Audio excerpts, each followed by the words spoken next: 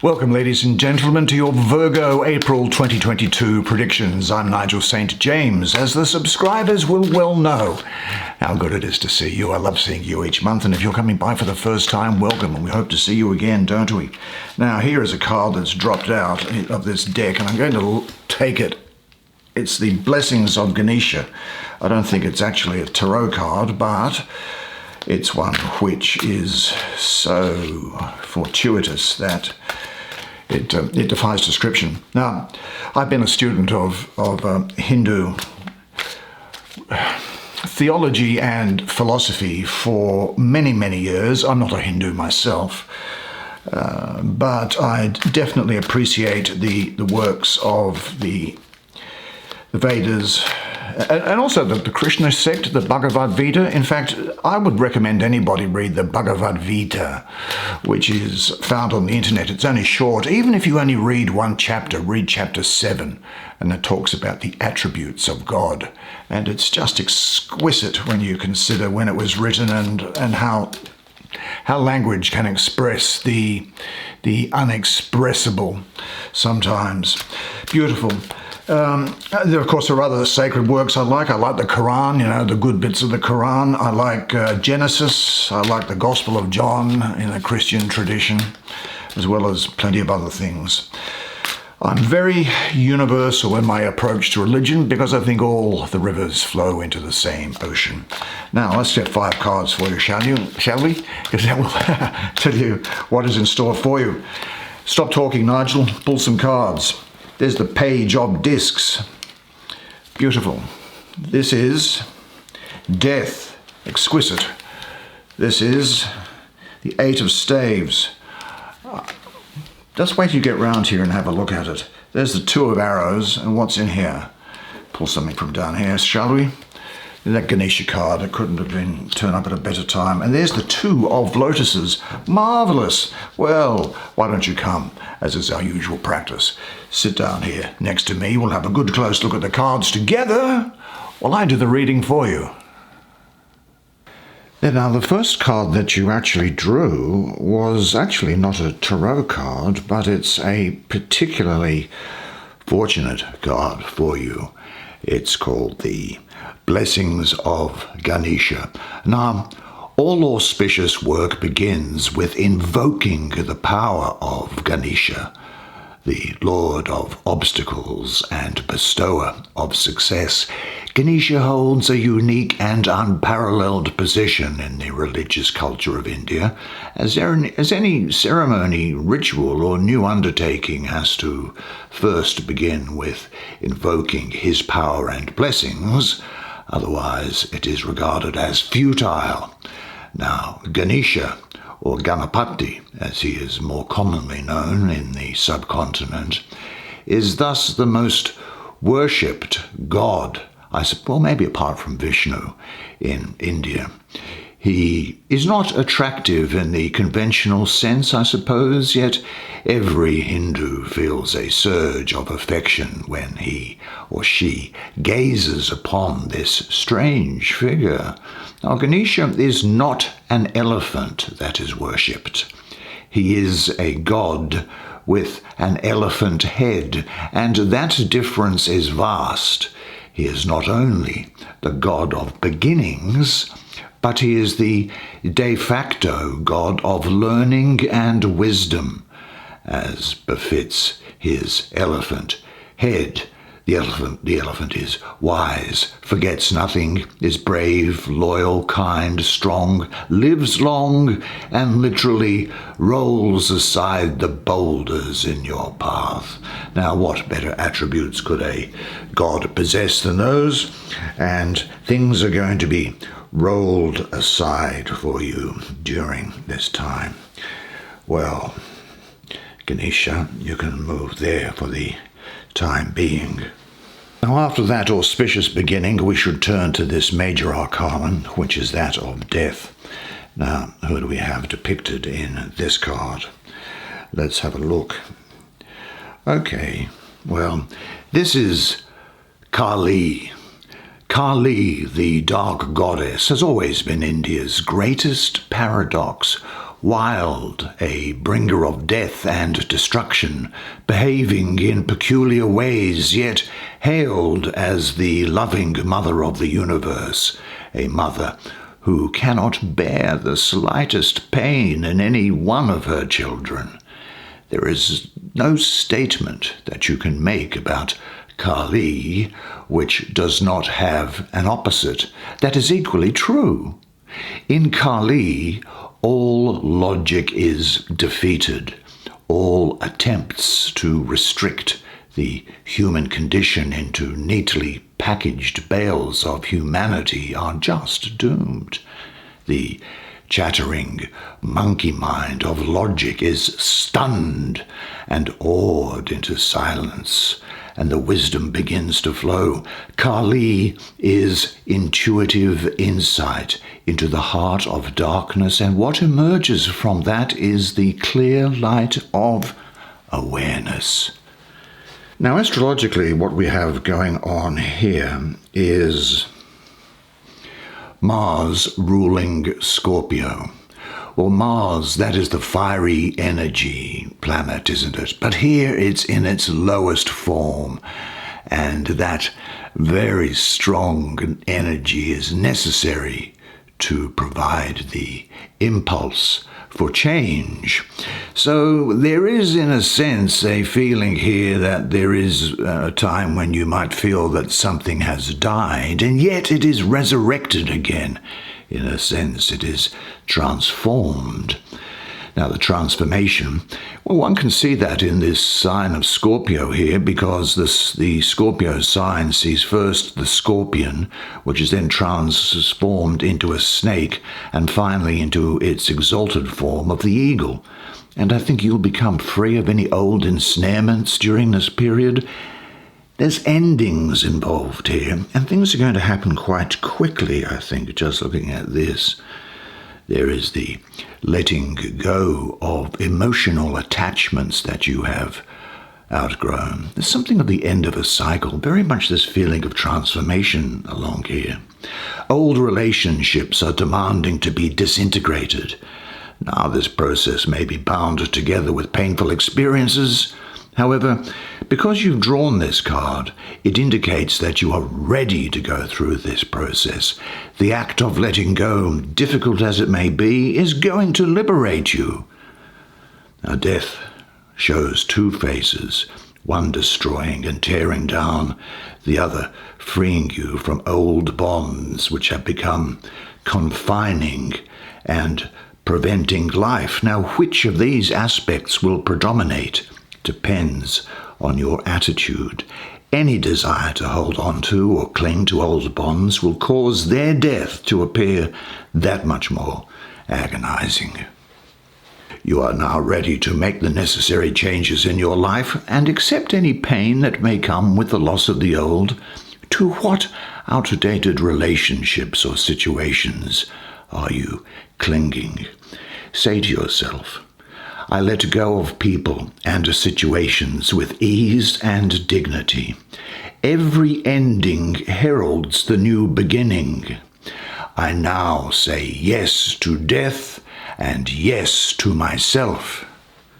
Well, let's have a look now at this. What's up at the top here? On the same horizontal line. This is the page of discs. Well, as you might expect in a Hindu deck, basically the story here is that the Buddha returned to his ancestral kingdom where the people gave him a mixed response. While they were mostly proud of their prince, because he had been acclaimed as a world savior. The old story of how a prophet is most badly treated in his home always remains true today, and it was the case there. Now, it was not thought by the king that here a prince should be walking around begging for food, and nor did the wife of the Buddha think that was a good idea either. But then his son was concerned that he was going to miss out on his inheritance if he were to just give up the material life and go on. And his son then says, well, his son is then invoked into the way of the aesthetic, the spiritual path by the father. And so really the wealth all passes to other people. Now, people who are going to be important to you during this period include, I think, Taurus, Gemini, and Aries here. Yeah. This is a period where you will be perceived as being beautiful and strong, pregnant with life, generous, kind, and benevolent. There's a great sense of fertility around here. Not only that of the fertility such as the conception of a child and birth, but also of renewal, harmony, and the development of new ideas. I think you will in a way be not only kind and benevolent, as I say, but following your will or true purpose in life. So this is really about getting in touch with that most important aspect and protecting it, just as the Buddha here protects his spiritual consciousness. Now, as I say, there can be a physical pregnancy involved here. Certainly a productive time for you after what may have seemed to be something of a barren stretch. This is particularly good for people who are involved in the arts or in the fashion business, or people who are involved in sales. It's very good also for people who are involved in domestic activities as a career around their house. I will say this, though. This is saying to me that something new is entering your life, so prepare yourself. What must you do in order to be ready for something new to come into your life? Maybe just think of this picture here. Breathe gently. Then close your eyes and feel the quality of newness now entering into your life. And say to yourself, I am now ready for the new beauty in my life. Now we might go to the diagonally opposite side, and then we'll deal with that and then that. Let's have a look at this first. What's going on? It will tell us something about what is in store for you, I suspect, as these things usually do. They enliven in me the spirit and the idea as well. Now here, see this guy here? His name is Narada, and he was a celestial sage, and he had come to visit Himavardhan, who was a divine personification of the Himalayan mountains, the Himalayas or the Himalayas of some people. Now those mountains were also the dwelling place of the god Shiva. Now Shiva is part of that Hindu triumvirate that you might recall: Brahma, the creator god, Vishnu, the preserver, and Shiva, the destroyer or the renewer, the bringer about of change. Now the young woman that's placed down here, she is known today as Parvati. She came to this man because she had at that time been ashamed of her family and wanted to do something about it and wondered what could happen. And this ascetic proclaims that there was a tremendous honor in store for her and that her destiny was to marry Shiva himself. And this proclamation, which is occurring here, is actually a sort of a spiritual initiation. Now, the astrology of this is particularly fortunate for you because it is Venus in the first decan of Cancer, 21st of June to the 1st of July. Now, this exemplifies the real benefit of you having obtained this card, because Venus in Cancer, well, Venus is the most receptive of planets, and her concerns, among other things, are love, beauty, creativity, and relationship. And in Cancer, well, Cancer is the most receptive of signs and is about nurturing, comfort, support, and healing. So what I see here for you is receptive love, happy relationships, and emotional exchange. Close bonds, a togetherness, love, harmony, a relationship that is strengthening, and mutual love and respect. Do you know, if you love yourself, you are attractive to others. Your receptiveness towards yourself prepares you to give yourself totally to somebody else. A deep emotional exchange will be possible, a giving and receiving of overflowing love. The union occurs in complete harmony as symbolized by the beauty of this image here. This really is an image of complete joy and silent ecstasy.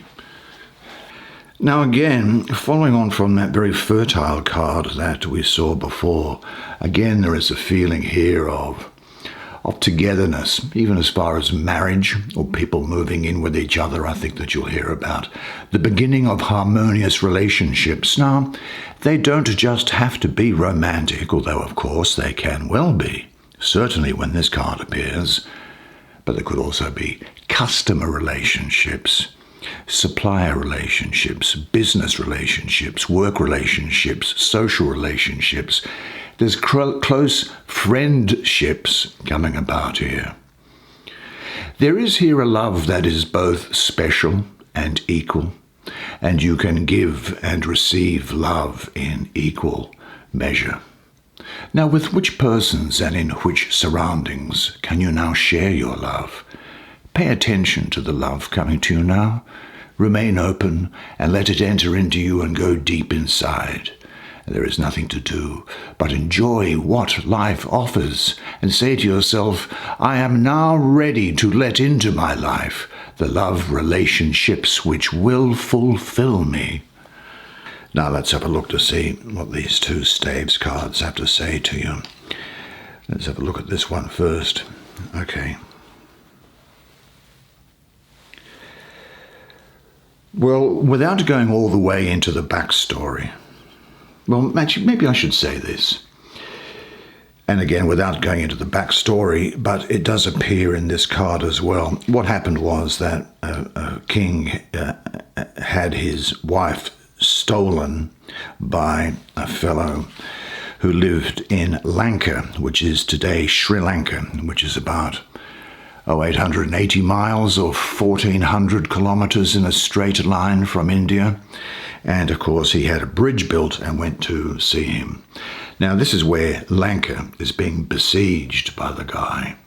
And there are a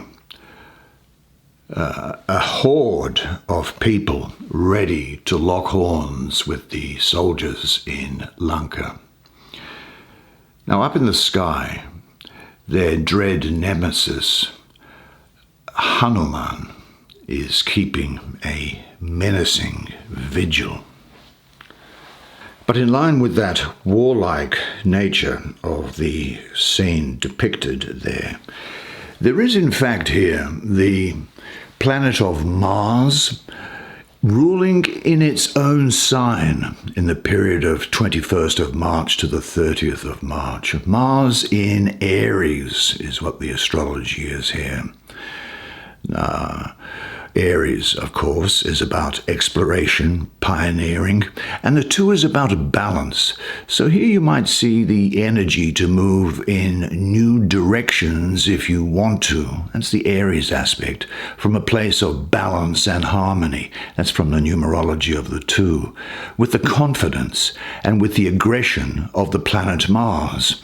So there's a warlike energy about here with you, that of something of a dynamic pioneer, domination or mastering a situation, maybe even dominating another or dominating a situation. Certainly, I don't think you're going to be satisfied with your lot at this time, and you will be focusing your intent. Now, the planet of Mars, the bearer of dynamic active powers, is in his own sign Aries, the pioneer who constantly seeks new ways of methods of advancement. Now, the drive forward finds new directions for you, I think. But your dominion, your mastery, will rest on harmony and centeredness. A better expression might be than dominion might be command, in the sense of having command of yourself as well. Now, this condition demands that your energies are collected and concentrated to provide the courage necessary to embark on new paths. Now, whatever drastic changes may occur along the way, the pioneer in you will not be thrown off balance. Indeed, I feel as if there's a sense here that you might be overcome by boldness, courage, fierceness, and, dare I say it, even a shamelessness. You will be generous and proud, but also there could well be with you a certain amount of revenge and resolution.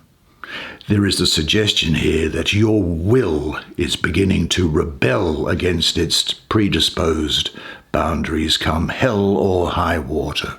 Now, act on instinct and what you believe to be right without overthinking the situations. You'll have dynamic powers of leadership ability here, and your energy is building up. Use your willpower to break through stagnant situations and remove long-standing blocks. This is what's coming through here with this death card as well, so you are overcoming those things as is talked about there. And this is now a time to act. But pay attention to centering. If you're in contact with your center, you are certain to master the situation. Trust your energy. Don't go for any false compromises. Which tasks and situations are a challenge to you? And if you are in a challenging situation, just relax. Visualize the situation at hand and see yourself dealing with it while remaining centered. And say to yourself, I find the strength I need now in my center. Now, as the story in the Mahabharata explains this, and it's available on the internet for free for you to look at, here we have the successful conclusion to this war, although it's taken something like 14 years for it to happen, because Rama, who was the guy that went to get his wife, has been told that his brother Bharata, who is ruling in his place as regent back in India, has threatened to commit suicide if Rama does not return within the stipulated 14 years. So the trip back from Lanka, as it was called those days, or Sri Lanka as we call it today, to make it back in time, it really only left one option, and that was the flying craft seized by Ravana from Kubera, god of wealth. Now, this machine was a curious mixture of science and magic, having human form, as you can see, and as well as being of wood and metal craft capable of expanding infinitely, with aisles, and maybe even with window seats, who knows. Now, its fuel was kept in vats on flight and was an amalgam of wine, honey, mercury, and different herbal concoctions. But this gets the guy back. But this is happening fast. There's a swiftness that's imposed here. Now, the astrology of it speaks also of this fast, swift action that needs to be taken by you, because it is Mercury ruling the first decan of Sagittarius, 23rd of November to the 2nd of December. Now, Mercury is the planet of communication, among other things. And Sagittarius has the swiftness of the arrow. And this is producing in you something of a restless intellect. Now, here is the number 8 down here. This also has a mystical association with Mercury for me as well. So there's a double Mercury. Lots of communication needed. Now, this 8 also, numerologically, is about power, balance, harmony, manifestation, practicality, skill, and decision-making. So I think you'll be making a decision So this is about you overcoming hindrances which stand in your way. The blockage that is in your life, and which has been spoken of by this death card and this card down here, it now starts to transform itself into something which is of ease. If you state your own standpoint openly, directly, and clearly, these hindrances can be transformed. Misunderstandings will yield to clarity. You have found your own inner center and can present your position with emphasis and openness. And a problem which has appeared insurmountable until now fades away meaninglessly into the background because of your clarity. So if you overcome the tendency to hesitate, this is a card of action. It's an act while the iron is, strike while the iron is hot card. So if you do overcome the tendency to hesitate and are prepared to call disturbing influences by name, you rob them of their power to restrict and hinder you. And here is Ganesha coming through again, saying that your troubles will be rolled away. That's the way it is for you this month. Well, thanks for joining me. It's been really great to see you, and I loved sitting down with you and doing that reading for you. I hope you enjoyed it as much as I enjoyed providing it to you. And isn't it interesting? Isn't it interesting, all that stuff? Well, remember one thing, of course, and that is this, that you are a legend, and I look forward to seeing you again next month. And until then, it's bye for now.